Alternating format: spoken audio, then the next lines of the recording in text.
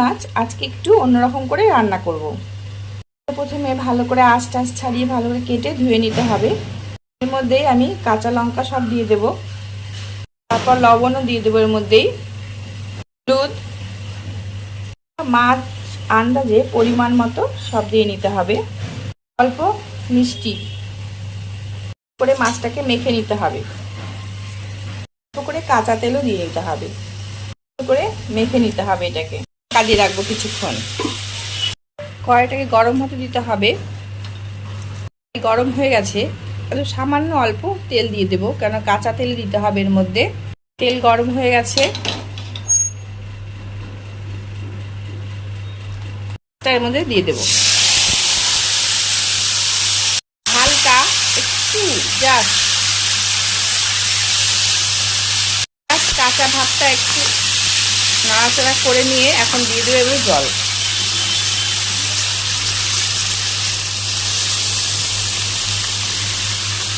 জল দিয়ে দিলাম। এখন কাঁচা তেলও দিয়ে দেবো এর মধ্যে। দেবো কাঁচা তেল। কাঁচা তেলটা একটু বেশি পরিমাণে লাগবে। এখন ঢাকা দিয়ে দেবো, ঢাকা দিয়ে এটাকে হতে দেব। খুলে দেব, ঝোল ফুটে গেছে, ঢাকা নামিয়ে দেবো। এটা এখন ভালো করে আরও ফুটতে দিতে হবে। ঝোলটা একটু কমে গেলে তারপরে নামিয়ে নিতে হবে।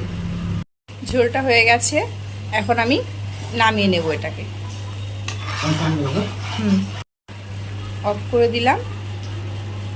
এরকম যখন তেলটা ওপরে ভেসে উঠবে তখন নামিয়ে নিতে হবে ঝোলটাকে। এরকম ঝোলটা খুব ভালো লাগে খেতে, খুব টেস্টি হয়। ঝোলটা আরও বেশি ভালো লাগবে একটু ধনেপাতা ছিটিয়ে দিলে, কিন্তু আমার হাজবেন্ড যেহেতু ধনেপাতা খায় না, তাই আমি ওরটা আগে নামিয়ে নিয়ে তারপর আমারটার মধ্যে ধনেপাতা দিয়ে দেব।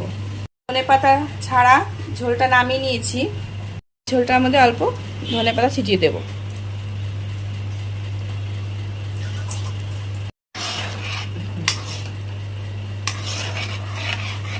খুব ভালো লাগে খেতে, আমার তো খুব ভালো লাগে এভাবে পুঁটি মাছের ঝোল। এখন ব্যাস অফ করে দিলাম। আমি নিয়েছি।